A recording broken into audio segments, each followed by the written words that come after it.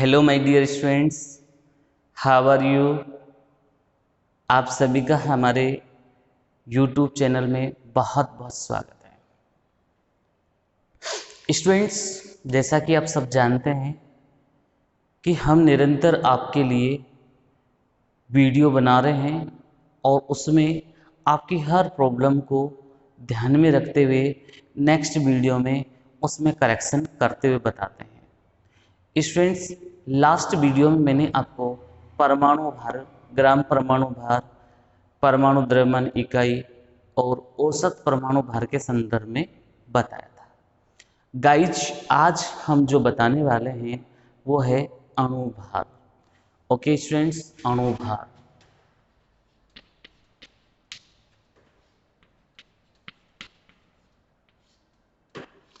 अणु भार को गाइज आप बहुत सी बार आणविक द्रव्यमान के नाम से भी जानते हैं।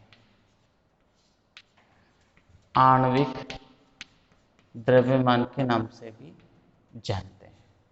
गाइज, इसको हम इंग्लिश में मॉलिक्यूलर मास कहते हैं। स्टूडेंट्स, इसकी जो परिभाषा होती है ना, वो परमाणु भार के जैसी है। बस डिफरेंस है, तो वहाँ परमाणु है तो यहाँ अणु है, बस इतना होता है। इसकी परिभाषा क्या है पहले समझ लीजिए। किसी भी तत्व का अणु भार वह संख्या होती है जो उस तत्व के अणु के एक अणु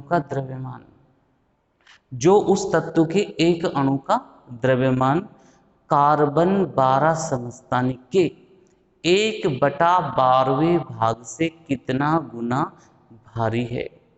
गाइज, हमने जो परमाणु भार की डेफिनेशन लिखाई थी, जहां जहां मैंने अणु बोला है अभी, वहां पहले क्या था? परमाणु था।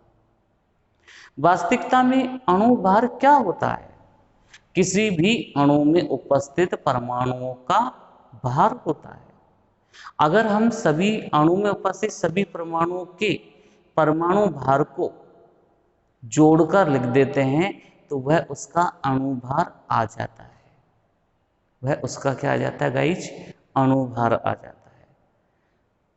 और यदि बच्चों हम अणु भार को ग्राम में व्यक्त कर देते हैं तो हम इसको ग्राम अणु भार कहते हैं। ओके गाइज, चलिए हम सबसे पहले इसकी डेफिनेशन लिखते हैं। चलिए बच्चों, लिखिए। किसी तत्व का अणु भार वह संख्या होती है जो यह प्रदर्शित करती है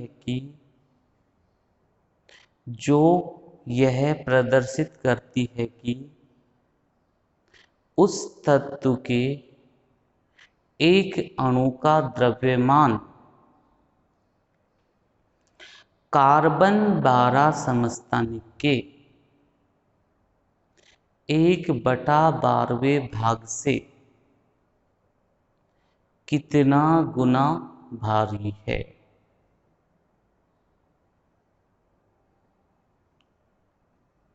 ओके गाइज, नेक्स्ट लाइन में लिखना, किसी यौगिक या अणु का अणुभार वास्तविकता में उसमें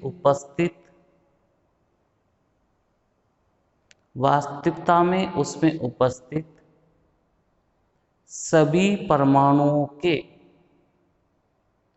परमाणु भार का योग होता है। परमाणु भार का योग होता है। नेक्स्ट लाइन में लिखिए बच्चों, जब किसी यौगिक के अणुभार को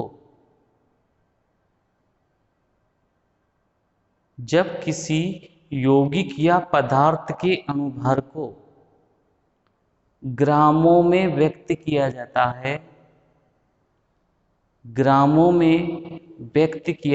है, तो इसे ग्राम अणुभार कहते हैं। तो इसे ग्राम अणुभार कहते हैं। स्टूडेंट्स, इसके क्वेश्चन कैसे पूछे जाते हैं वो आपको समझाते हैं। जैसे आपसे कहा कि मीथेन, H2O, अमोनिया, इन तीनों के अणुभार बताइए। अब बच्चों, अणुभार हमको तब याद होते हैं जब हमको परमाणु भार पता हो। तो हमको कम से कम 1 से 30 तक के तत्वों के परमाणु भार के बारे में नॉलेज होनी चाहिए, तब ही हम जाकर कुछ सीख सकते हैं। तो हम थोड़ी सी गाइडेंस आपको दे देते हैं, जिससे आइडिया रहेगा कि भाई इन तत्वों के परमाणु भार तो आपको पता होने ही चाहिए। अब वो तत्व जिनके परमाणु भार बहुत इंपॉर्टेंट होते हैं गाइज, वो देख लीजिए आप कौन कौन से तत्व है जिनकी परमाणु भार। पहले परमाणु भार बता रहा हूँ गाइज, एक एक तत्व का पता होना चाहिए। हाइड्रोजन, क्योंकि सबसे ज्यादा यूजफुल है। तीनों एग्जाम्पल देख लो जिसमें हाइड्रोजन आ रहा है, और हाइड्रोजन का परमाणु भार, मैं एक तत्व लिख रहा हूँ और फिर मैं परमाणु भार लिख रहा हूँ।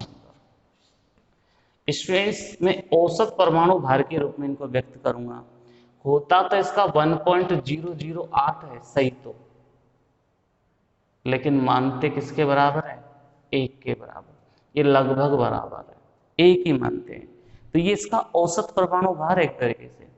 हीलियम, हीलियम का 4 होता है, लिथियम का 7 होता है, बेरिलियम का 9 होता है, बोरोन 11 होता है, कार्बन 12 होता है, नाइट्रोजन 14 होता है, ऑक्सीजन 16 होता है, फ्लोरीन 19 होता है, नियोन 20 होता है।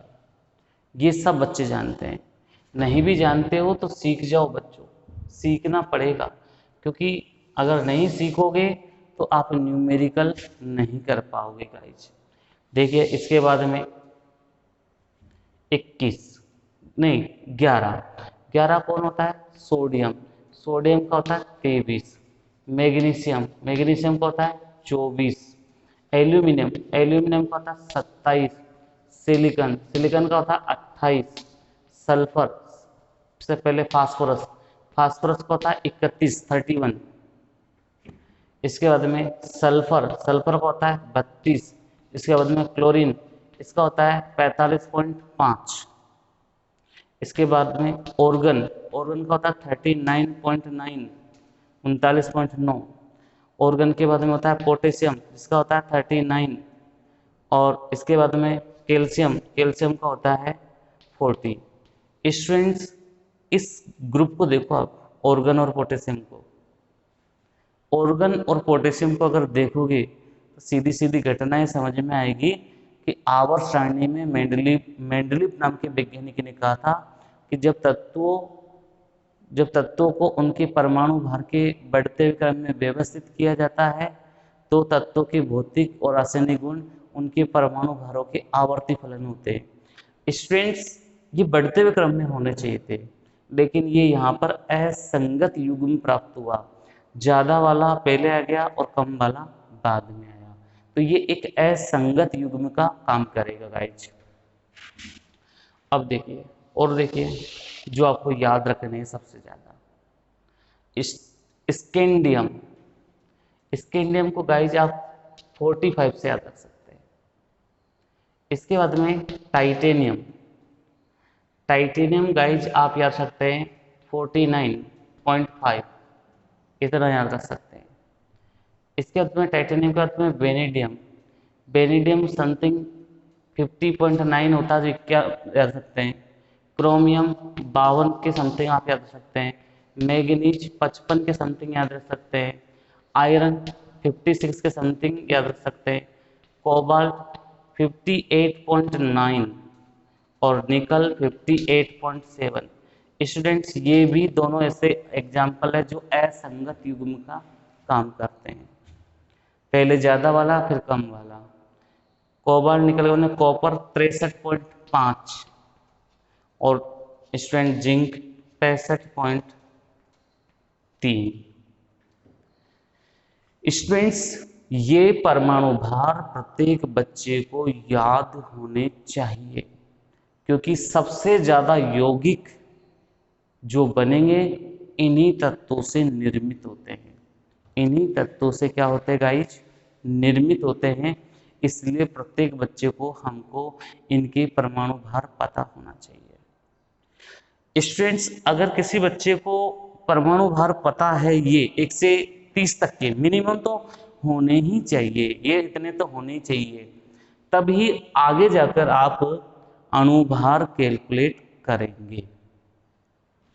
जैसे मैं आपको बताता हूं, जैसे मैंने कहा कि भाई मेथेन का अणुभार बताइए, तो मेथेन में कार्बन का परमाणु भार कितना है बच्चों? देखो अब कार्बन का ध्यान दो, सब कहाँ? ये कार्बन का कितना परमाणु भार है बच्चों? 12। प्लस हाइड्रोजन कितने यहाँ? 4 इंटू हाइड्रोजन का परमाणु भार कितना माना है? 1। तो बच्चों 12 प्लस 4 करोगे तो कितना हो जाएगा? 16। तो बताओ मेथेन का अणु भार कितना है? 16। तो स्टूडेंट्स, जब अपन न्यूमेरिकल करेंगे तो वहां अणु भार की जरूरत पड़ेगी। क्वेश्चन में कहीं मेथेन आ गया तो आप निकालने की बजाय डायरेक्ट याद रख लो कि मेथेन का अणु भार कितना होता है? 16। और अगर आपको निकालना आ गया सिंपली वे में तो कोई प्रॉब्लम ही नहीं है, लेकिन याद तो होना चाहिए ना कि भाई कार्बन और हाइड्रोजन है इसमें उपस्थित। स्टूडेंट्स, जैसे जल की बात करते हैं, जल में 2 हाइड्रोजन है तो 2 इंटू 1। स्टूडेंट्स, ऑक्सीजन का परमाणु भार देखो आप कहाँ है? ऑक्सीजन का 16। तो आप यहां क्या लिखते हैं? प्लस 16। 2 और 16 कितना हो गया गाइस? 18। तो H2O का अणु भार कितना है? 18 है। अब ये न्यूमेरिकल में आपको याद रखना पड़ेगा। Okay guys. अमोनिया, अगला एग्जाम्पल क्या है गाइज? अमोनिया। इसका नाम क्या है? अमोनिया। इसका जल, इसका मेथेन। नाम भी आप याद रखेंगे तो आपको ज्यादा से ज्यादा प्रैक्टिस होगी। नाइट्रोजन। स्टूडेंट्स, नाइट्रोजन का परमाणु भार देखिए आप कितना है? 14। और 3 हाइड्रोजन है तो गाइज क्या हो जाएगा? 14 प्लस 3 इंटू 1। और 14 और 3 कितने हो गए गाइस? 17। तो इसका परमाणु भार कितना हो गया? 17। एग्जाम्पल देखो 16, 17, 18। आपसे कोई पूछ ले कि 16, 17, 18 जिनके अणु भार है उन यौगिकों के नाम बताओ या उन अणु के नाम बताओ, तो बता सकते हो ना आप ऐसे अणु भार के माध्यम से भी। तो आप सीधे भी याद रखिए, उल्टे भी याद रखिए। तो गाइज, आपने अणु भार की डेफिनेशन लिखी। अणु भार की डेफिनेशन लिखने के बाद मैंने कुछ अणुओं के अणु भार आपको बताए, ठीक, और किस 1 से 30 तक के तत्वों के परमाणु भार बताए। तो फर्स्ट ऑफ ऑल आप इस अणु भार में ही सबसे पहले 1 से 30 तक के परमाणु भार लिखेंगे। ओके गाइज, चलिए आप स्टार्ट करिए लिखना। यहाँ से चालू करना 1 से 10 तक, 11 से 20 तक और 21 से 30 तक। और प्रत्येक बच्चे को ये याद होना चाहिए। ओके गाइज, नोट करिए, परमाणु भार आप नोट करें।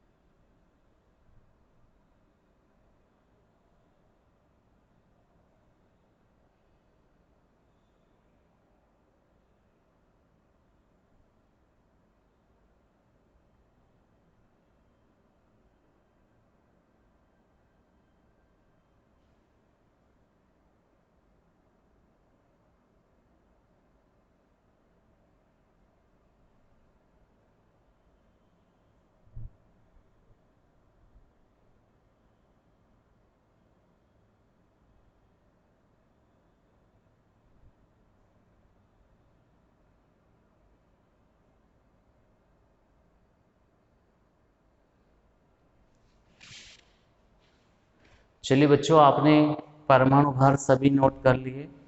अब आप ये 3 एग्जाम्पल अणु भार ज्ञात करने के भी नोट करें। पहला मीथेन, दूसरा जल और तीसरा अमोनिया। ये नोट कर ले, जिससे मैं आपको और ज़्यादा से ज़्यादा प्रैक्टिस करवाऊँ।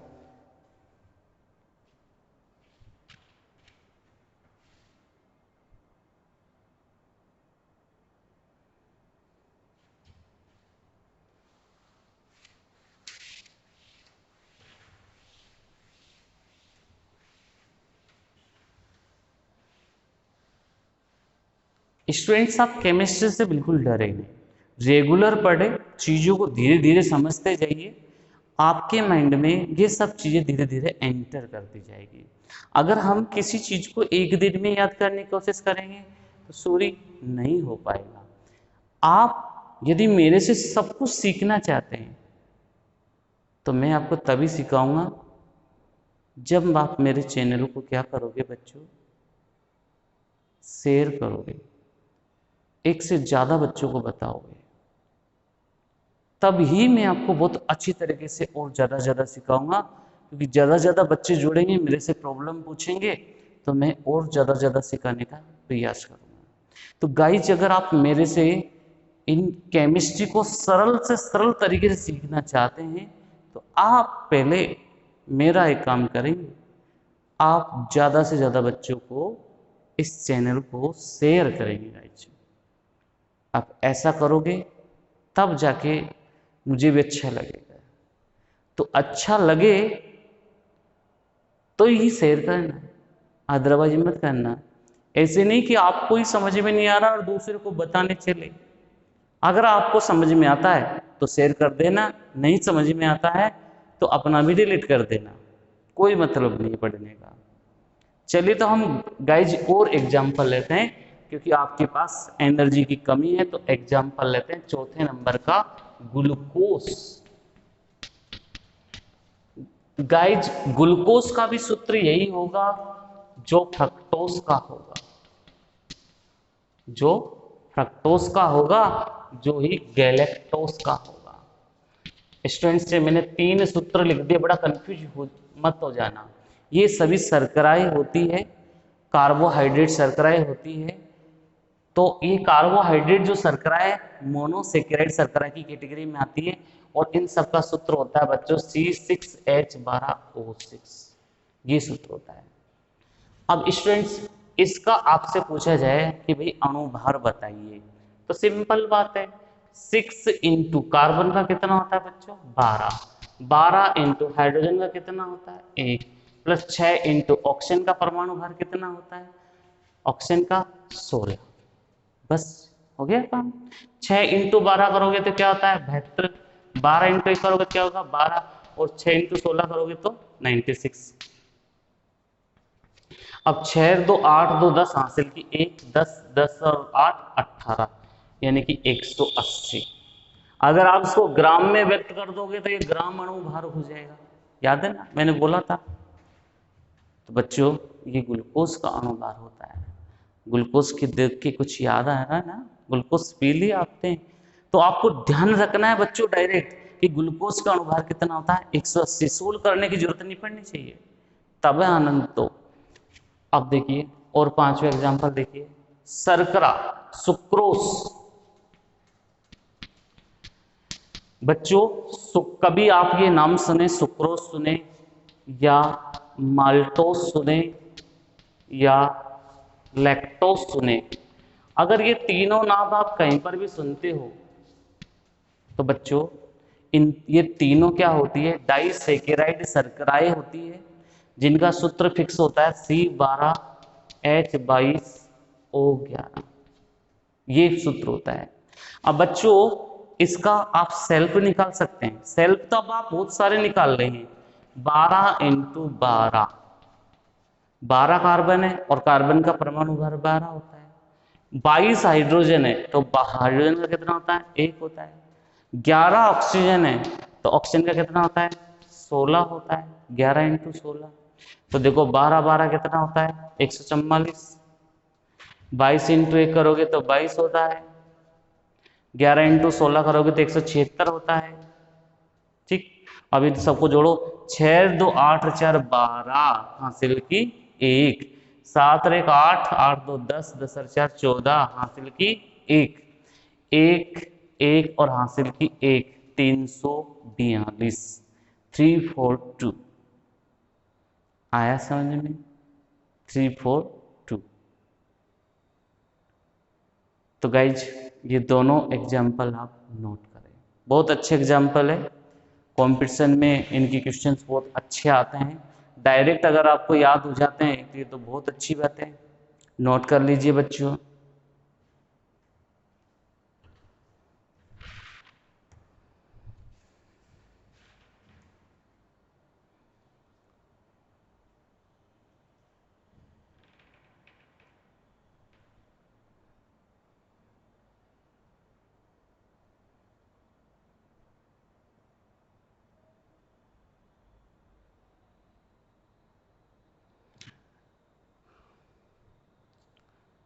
चलिए गाइज, अब हम और एग्जाम्पल आपको समझाते हैं।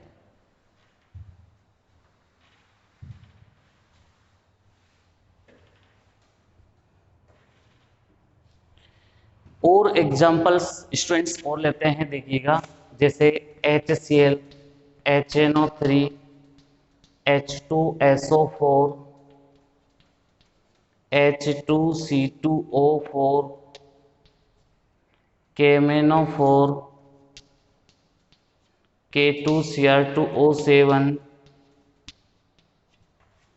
NaCl, NaOH, Na2CO3, K2CO3, KCl, KOH, okay guys, NaNO3, KNO3, FeSO4, FeCl3, ZNO। Students example की कोई कमी नहीं है, मीन्स अब मैं एक एक करके सबके नाम आपको बता रहा हूं। स्टूडेंट्स इसको बोलते हैं हाइड्रोजन क्लोराइड, अगर ये गैस है तो हाइड्रोजन क्लोराइड, और यदि ये अम्ल है तो हाइड्रोक्लोरिक अम्ल है, दो नाम होते हैं। तो अभी हम अम्ल के रूप में इसकी चर्चा कर रहे हैं, नाम है इसका हाइड्रोक्लोरिक अम्ल। आपको सेल्फ लिखना है नाम हाइड्रोक्लोरिक अम्ल। दूसरा इसका नाम है नाइट्रिक अम्ल, क्या नाम है बच्चों, नाइट्रिक अम्ल। इसका नाम है सल्फ्यूरिक अम्ल, क्या नाम है, सल्फ्यूरिक अम्ल। इसका नाम है बच्चों ऑक्जेलिक अम्ल, क्या नाम है, ऑक्जेलिक अम्ल। इसका नाम है बच्चों पोटेशियम परमैंगनेट, क्या नाम है, पोटेशियम परमैंगनेट। इसके बाद में इसका क्या नाम है बच्चों, पोटेशियम डाइक्रोमेट, क्या नाम बच्चों, पोटेशियम डाइक्रोमेट। स्टूडेंट्स इसका नाम सब जानते हैं आप, सोडियम क्लोराइड। इसका भी नाम जानते हैं, सोडियम हाइड्रोक्साइड। इसका भी नाम आपने सुना है, सोडियम कार्बोनेट। इसका भी नाम सुना है, पोटेशियम कार्बोनेट। इसका भी नाम सुना है, पोटेशियम क्लोराइड। इसका भी नाम सुना आपने, पोटेशियम हाइड्रोक्साइड। स्टूडेंट्स NaNO3 का नाम सोडियम नाइट्रेट, KNO3 का नाम पोटेशियम नाइट्रेट, FeSO4 का नाम फेरस सल्फेट, फेरस। इसका नाम है फेरिक क्लोराइड, क्या नाम है बच्चों, फेरिक क्लोराइड। और ZNO का नाम क्या है, जिंक ऑक्साइड, क्या नाम है, जिंक ऑक्साइड। स्टूडेंट सबसे पहले तो आप इन सबके नाम लिखना, नाम लिखने के बाद उनके सामने उनके अणुभार ज्ञात करना। जैसे मैं कहूँ आपसे हाइड्रोजन और क्लोरीन का क्या अणुभार होगा, 1 + क्लोरीन का कितना होगा बच्चों, 35.5, तो कितना हो गया रिजल्ट, 36.5। आगे बच्चों ऐसा आप सबका निकाल सकते हो, कोशिश करोगे, प्रैक्टिस करोगे तो आप इजी गोइंग में निकाल पाओगे। जैसे मैं KMnO4 और K2Cr2 का निकाल के बताता हूँ। पोटेशियम का कितना बताया था मैंने 39, मैग्नीज का कितना बताया था मैंने 55 और 4 × 16, तो 39 + 55 + 64 ये होगा बच्चों 4 5 9 9 18 हासिल की 1 6 1 7 7 5 12 3 15। तो बच्चों इसका पोटेशियम परमैंगनेट का अणुभार कितना होता है 158। ऐसे ही पोटेशियम डाइक्रोमेट का बच्चों देखिए आप 2 पोटेशियम 2 × 39। अब क्रोमियम का कितना बताया था मैंने 52, कितना बताया था 52 + 7 × 16, ऑक्सीजन का 16 होता है, तो 39 2 जा 78, 52 2 जा 104 और 16 7 कितना होता है 112, बिल्कुल 112। अब जोड़ लीजिए इन सबका रिजल्ट कितना आ रहा है 2 और 4 6 और 8 14 हासिल की 1 1 रेख 2 और 7 9 और 1 रेख 2 कितना बच्चों 294, कितना हो गया 294। इस तरीके से आप निकाल सकते हैं। अब ऐसा कोई नहीं बचा जिसको आपका याद नहीं हो, जैसे आयरन सल्फेट में आयरन का 56 होता है, सल्फर का 32 होता है। तो अगर आप सेल्फ प्रैक्टिस करेंगे आपको और ज़्यादा याद हो जाएगा। तो प्रैक्टिस ही है, ये मैंने एग्जाम्पल दिए हैं बच्चों, आप इसकी सेल्फ प्रैक्टिस करें और जो नहीं आता है कमेंट बॉक्स में लिख के मुझे बताएं कि सर इनका समझ में नहीं आया तो सर हमको समझा दीजिए। ओके गाइज, अगर आपको अच्छा लग रहा हो तो प्लीज़ हमारे चैनल को आप लाइक शेयर एंड सब्सक्राइब जरूर कीजिए। तब तक के लिए सभी बच्चों को जय हिंद, वंदे मातरम। Thank you everyone for watching my video. बहुत बहुत धन्यवाद।